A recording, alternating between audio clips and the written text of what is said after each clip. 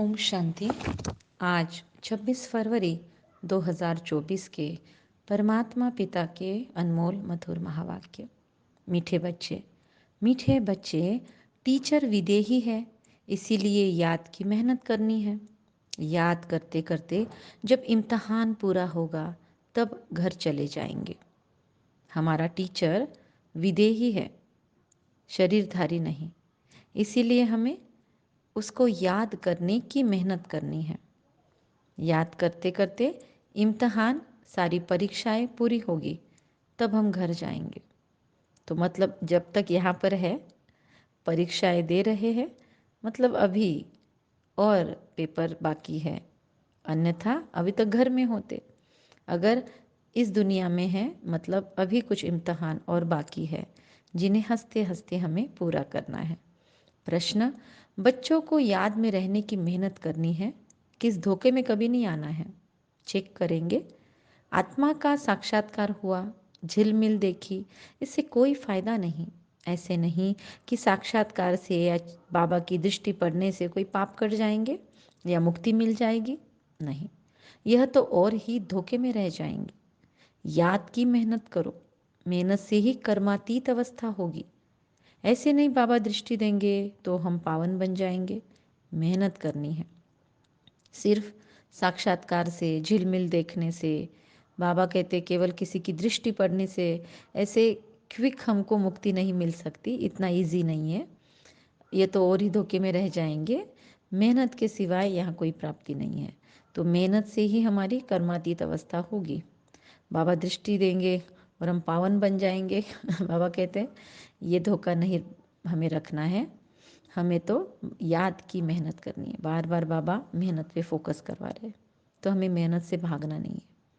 अच्छा, बाबा समझा तो बहुत रहे हैं मुरली में, लेकिन बाबा कहते हैं वंडर खाना चाहिए कि बाबा हमको बादशाही कैसे देते हैं। बाबा आकर भक्ति का फल देते हैं, कितना सहज है। लेकिन वही समझेंगे बाबा की समझाई हुई बातें जिन्होंने कल्प पहले समझा होगा, नंबरवार पुरुषार्थ अनुसार। अब ये पॉइंट सुनकर ये नहीं सोचना कि फिर मैंने तो समझा ही नहीं है तो मैं नहीं समझूंगा। ये पॉइंट मोटिवेशन के लिए है, न कि डिमोटिवेट करने के लिए। हमें इससे नाउम्मीद नहीं होना है, उल्टा इसे चैलेंज बोल कर लेना है कि मैं ही तो थी जिसने कल्प पहले बाबा को पूरा पूरा अपना बनाया था। मैं ही थी जिन्होंने कल्प पहले भी इस ज्ञान को अच्छे से समझा और धारण किया था। मैं ही तो थी जो कल्प कल्प की विजयी हो और अनेक बार मैंने विजय प्राप्त की है, तो फिर से मैं विजय प्राप्त करने वाली नंबर 1 पुरुषार्थी आत्मा हूँ। ऐसे खुद को बार बार मोटिवेट करना है।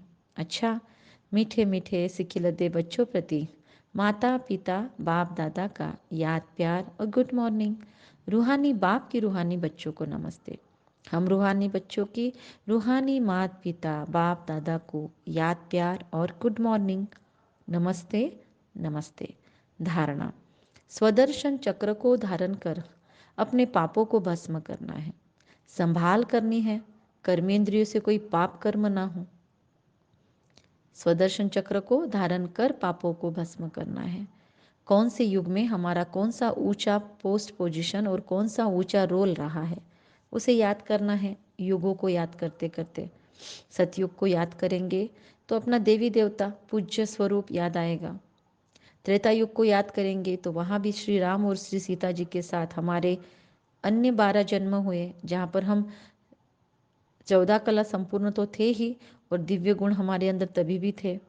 फिर जब हम द्वापर युग में उतरे तो भी हम बहुत चाव से भक्ति करते थे और हमारे भक्ति का फल देने परमात्मा भी धरती पर उतर आया। उन्होंने भी हमें जिस रूप में हमने याद किया उस रूप में साक्षात्कार करवाए, तो भक्ति के भी रसपान हमने किए।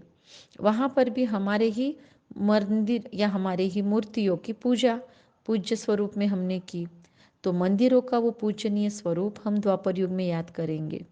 वहाँ पर हम गिरे वो चीज़ नहीं याद करनी है, लेकिन यहाँ पर हमारे मंदिर कैसे बने और कैसे मंदिरों में आज तक पूजा हो रही है उसे हम स्मृति में लाएंगे।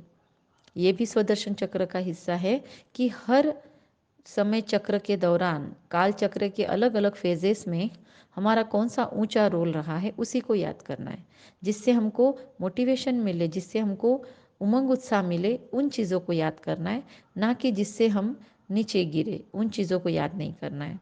कलयुग को याद करेंगे तो कलयुग में कैसे हमारी भक्ति ने जोर पकड़ा, कैसे हमने नवदा भक्ति की, कितना बाबा को याद किया, पुकारा, और कैसे उसका फल मिला संगम के अंत में जब परमात्मा खुद हमको मिला।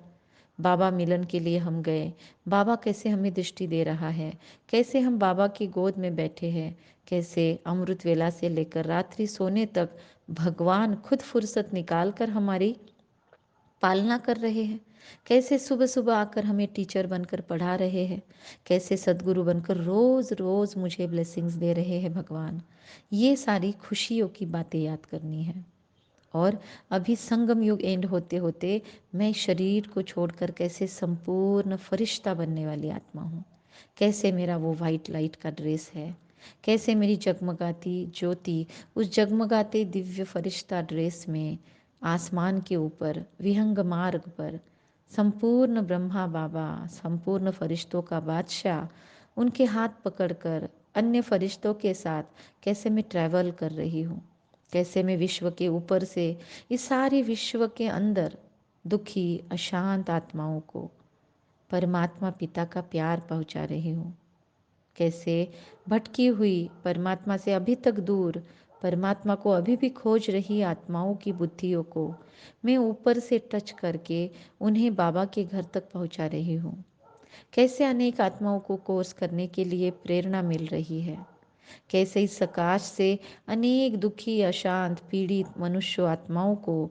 दिशा मिल रही है, कैसे आत्माएं सात्विकता पर अड़ी है, कैसे मूल्यों को जीवन में चलाने वाली आत्माओं को सफलता मिल रही है, कैसे ये सुंदर सकाश विश्व सेवा कर रही है।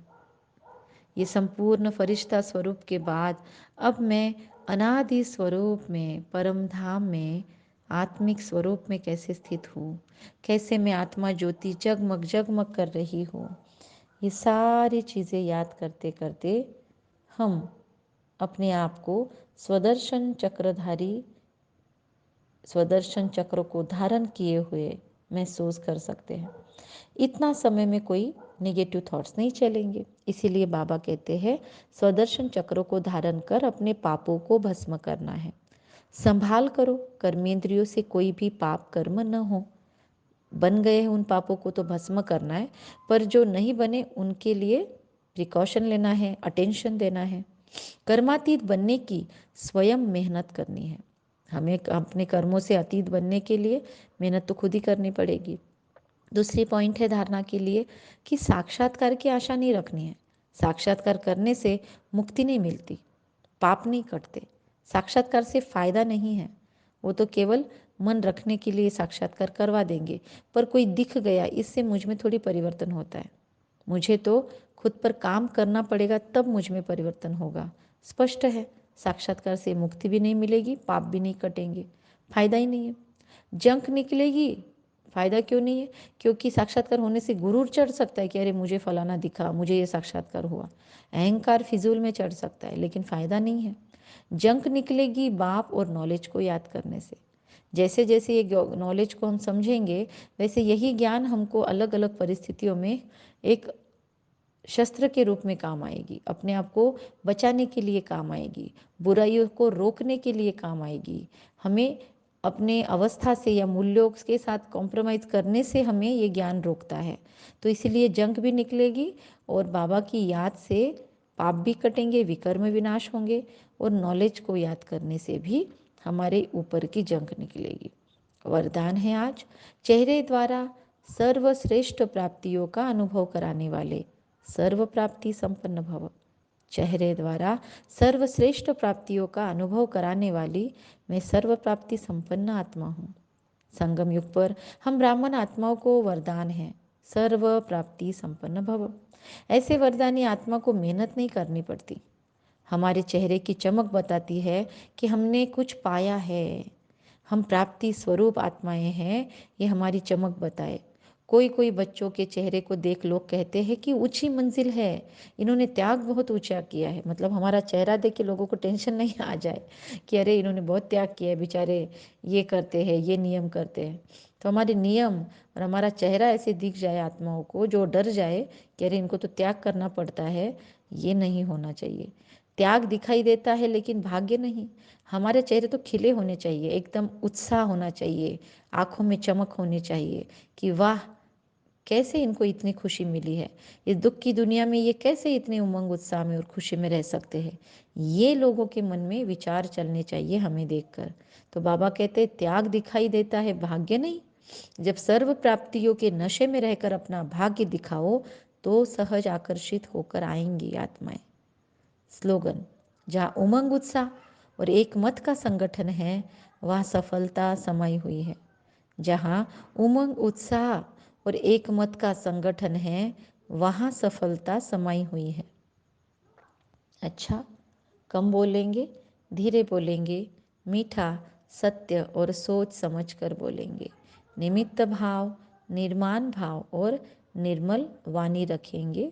विदेही टीचर को याद रखेंगे और मेहनत से ही ऊंच पद मिलेगा, ये हमें याद रखना है। अच्छा, ओम शांति।